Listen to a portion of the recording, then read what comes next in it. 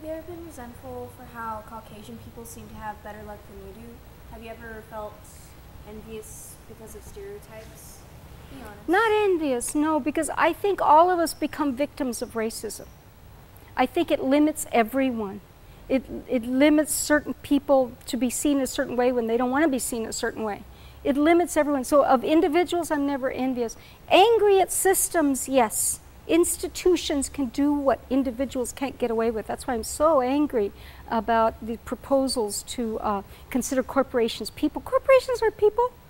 Excuse me? You know, they don't have a conscience. They don't have a heart. They don't have to answer to anything. They say, oh, I wasn't on the board of directors. It wasn't me doing it. It was him. It was he, you know.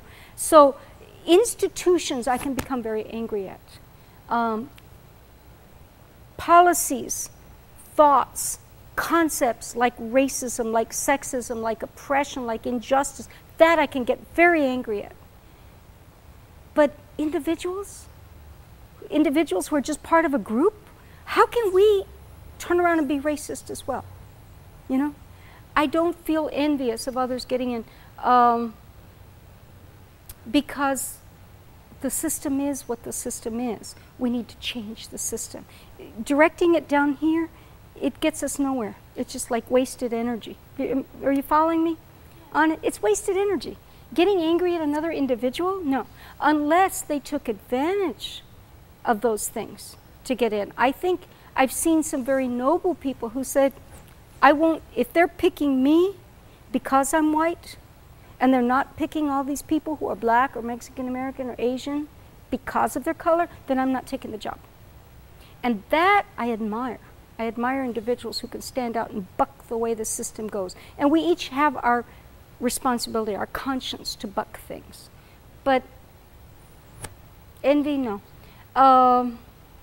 Once in a while I look at trust babies and say, huh, wouldn't it have been nice to have been born with a scholarship to college and not have had to take out all the college loans and struggle and give up on certain experiences because I couldn't pay for it? But that doesn't last long because I say, you know, if I hadn't done what I've done, I wouldn't be who I am. We're each given our own road of hope, and our responsibility is to do the best we can by what we're given. Make the most of what we have by what we're given, and to speak out.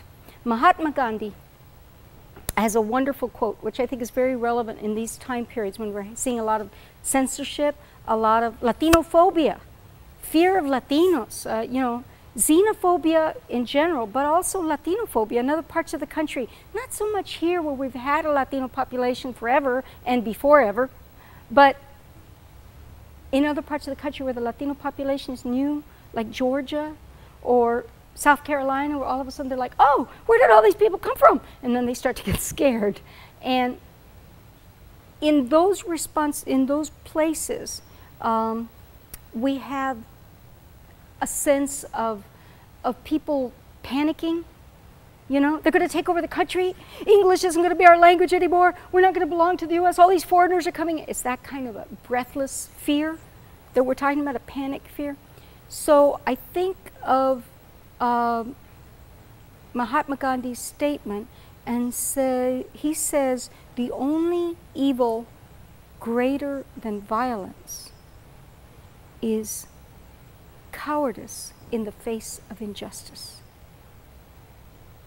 Or to paraphrase him, if something bad is going on and you say nothing,